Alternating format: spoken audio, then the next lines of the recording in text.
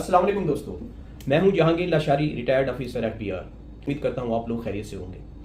Government of Pakistan ने finance division ने एक नया एसआरओ जारी किया है।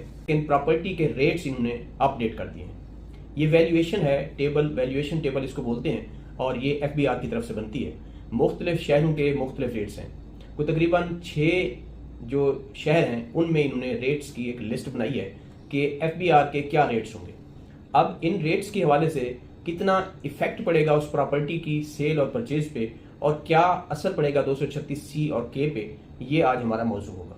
ये जो एसआरओ है, एसआरओ 650, इसमें जो वैल्यूएशन है उसमें बहुत से इलाकों की वैल्यूएशन जो एफबीआर की ऑलरेडी पहले चल रही थी उसको रिड्यूस किया है, सिवाय मुल्तान के कुछ एरियाज ऐसे हैं जहां पर वैल्यूएशन को चेंज करते हुए बढ़ा दिया गया है।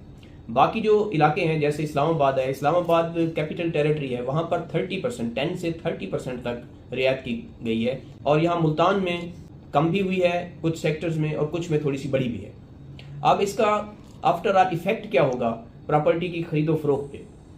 प्रॉपर्टी की जो खरीदो फरोख्त है बेसिकली ये डिपेंड करती है आपकी परचेजिंग पावर पे।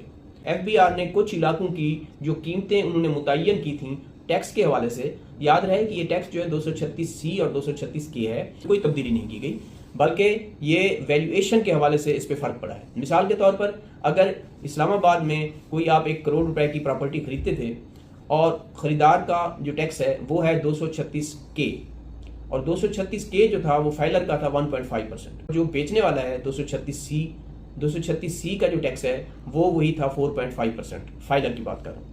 अब अगर वो करोड़ रुपए की प्रॉपर्टी है तो जो बंदा फरोख्त कर रहा है वो 4.5% देगा उस वैल्यू का जो करोड़ रुपए की वैल्यू बनती है, और अगर उसकी वैल्यू उन्होंने 30% कम कर दी है तो यूं समझें कि करोड़ की बजाय वो 70 लाख का हो गया प्लॉट।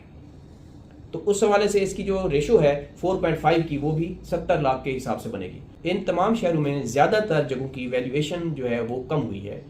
इस हवाले से ये कुछ न कुछ खुश आइंद बात है, एक नर्म अच्छी हवा का झोंका है।